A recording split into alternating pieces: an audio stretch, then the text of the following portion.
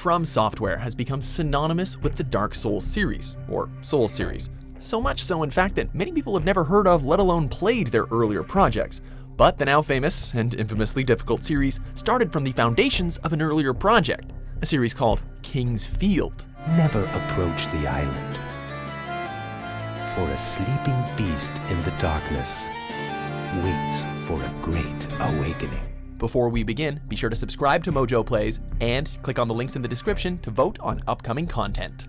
The King's Field series is the real precursor to Demon's Souls, and it features many of the latter's most notable and distinguishing features, including labyrinthine settings, the infamous difficulty, and a dark, dreary atmosphere. Reception of this series was kinda polarized, though. Some adored the ambiance and difficult gameplay, while others hated the harsh difficulty and slow-moving characters. However, what FromSoftware had were the foundations for a lauded and classic series, which began from the mind of the inexperienced Hidetaka Miyazaki. After graduating from Japan's Keio University, Miyazaki moved overseas and worked for the Oracle Corporation, a company based in computer technology. However, he soon grew weary of the technology business and sought a change of career. His friend had recommended that he play Ico, and his experience with that game influenced his decision to transition to video game development. By this point, though, he was in his late 20s and had no experience in the field of game development. Unsurprisingly, gaming companies were reluctant to hire him. One company that saw his potential was FromSoftware, and he soon began to work on their Armored Core series.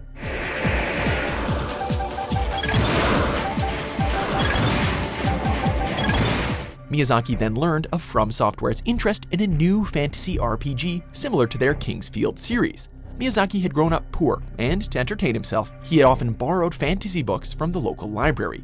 He soon grew an intense interest in the fantasy genre, so hearing of the company's decision to make a new fantasy game was basically a dream come true.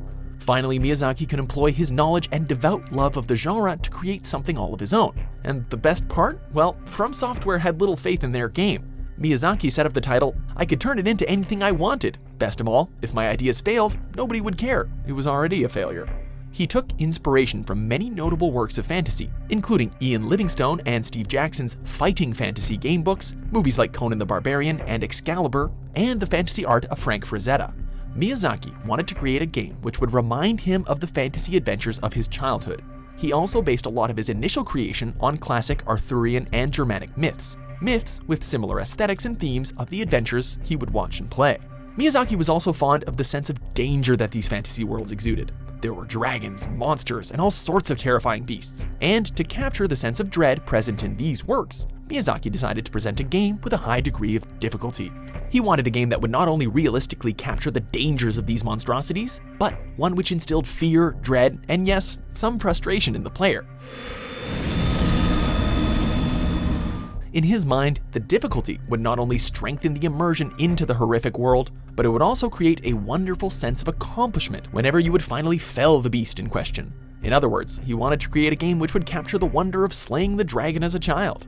It would be a difficult adventure, but also a highly rewarding one. Miyazaki also felt that modern gaming was kinda too easy and stale. He wanted to bring the medium back to the trial and error gameplay of classic arcade games, while at the same time creating a piece of work for devoted and steadfast gamers.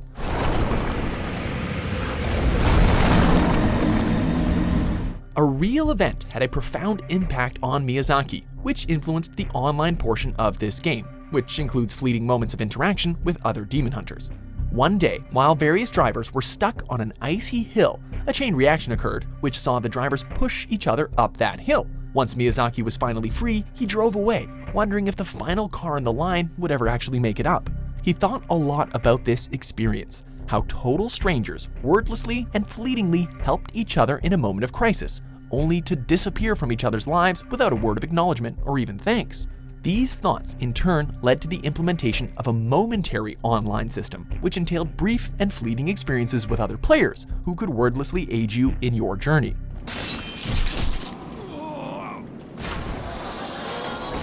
Overall, it took only a year to finish Demon's Souls. Despite the unquestionable quality of the game, Sony was not really confident in its ability to sell and decided to withhold the game from the North American market. However, due to its strong reception in Japan, the game was finally released in North America in October of 2009, with Australia and Europe following in June 2010.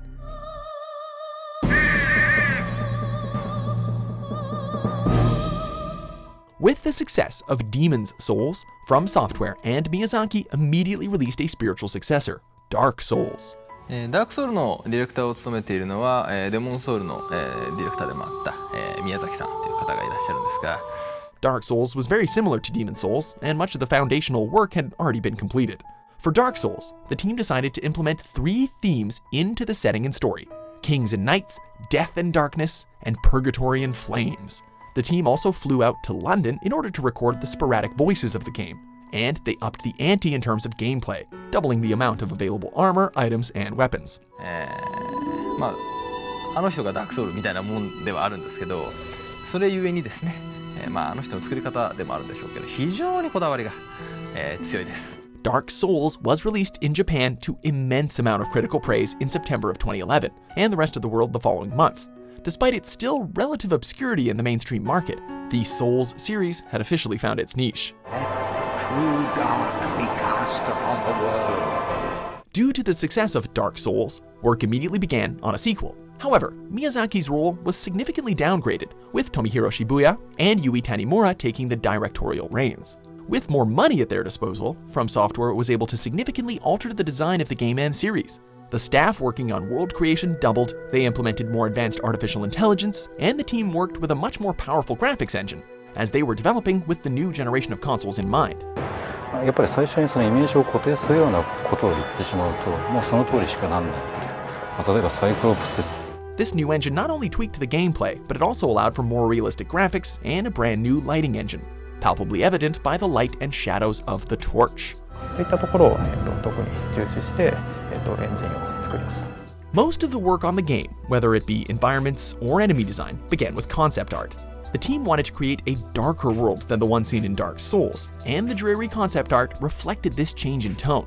And while the basic and relatively vague enemy designs were drawn, the development team encouraged individual creativity by urging the team to fill in the blanks with their own creations and ideas.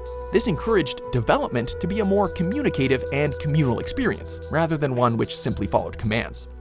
あえて全部言わないで、あとはその想像で埋めるなり、アイデアを出していくっていうスタイルで振ったりすることもあります。その方がそういう新しいアイデアとかが出やすかったです。Dark Souls 2 was released worldwide in March 2014, and while it received stellar reviews and numerous accolades, many fans consider it to be the weakest entry of the series due to the palpable absence of Miyazaki's touch. His involvement in Dark Souls 2 was actually diminished due to his heading of another title, the PS4 exclusive Bloodborne.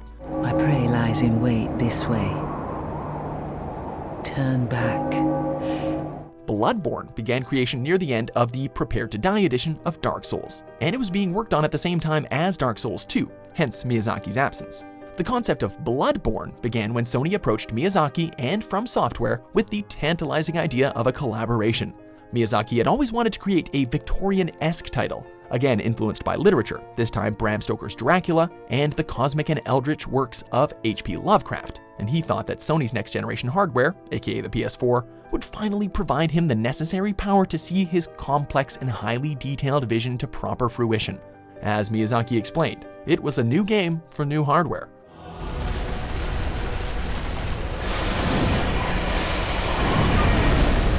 Along with the newfound Victorian theme, Miyazaki also decided to adjust the combat system. Rather than the slow, strategic, and methodical combat of Dark Souls, he decided to implement a much faster and more aggressive combat system for Bloodborne, as he believed this would reflect the face your nightmares theme of the game. Rather than running from your fears, he wanted you to face them head on and then turn them into a geyser of blood.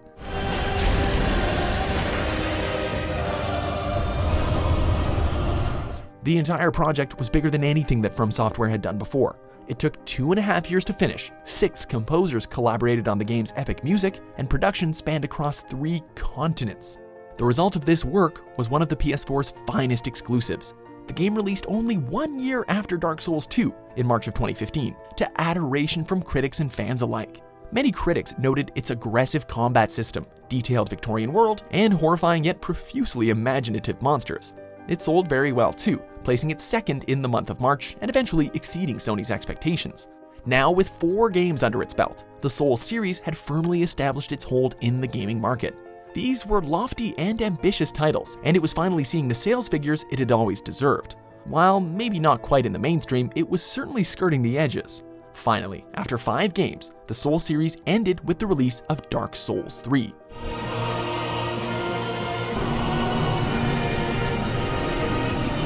Work on this title was simultaneous with that of Bloodborne, overlapping by about 1 year, and it was handled by Miyazaki, Isamu Okano, and Yui Tanimura, who returned from Dark Souls 2. Despite working on Bloodborne at the same time, Miyazaki wished to return to the Dark Souls series, as he had felt that there were too many detrimental limitations on Bloodborne. He wanted more suits of armor, more weapons, and a return to magic, things that he was unable to do on Bloodborne for thematic and gameplay reasons.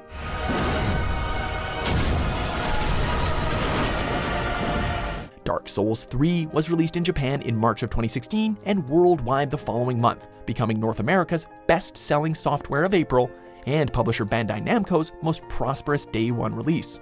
Dark Souls had officially entered the mainstream. The first flame quickly fades. Darkness will shortly settle. Miyazaki has considered Dark Souls 3 to be, quote, the big closure of the series, while simultaneously explaining that FromSoftware would aggressively make new things in the future. As of now, there are, quote, no plans for sequels, spin-offs, or tie-ins, although he's never completely ruled out the possibility of more Dark Souls. As he tortuously declared, I will not rule out the possibility to let my subordinates start a new project. Despite the possibility of Dark Souls' return, it will probably be without its creator. Miyazaki began the project as an inexperienced member of the team who used his imagination to create one of the most mesmerizing games of the last generation. What followed were some of the best, most challenging, and most rewarding video games of all time. And while the Soul series may be technically finished, its legacy will endure, much like the timeless myths before it. You lose your souls. All of them. Over and over again.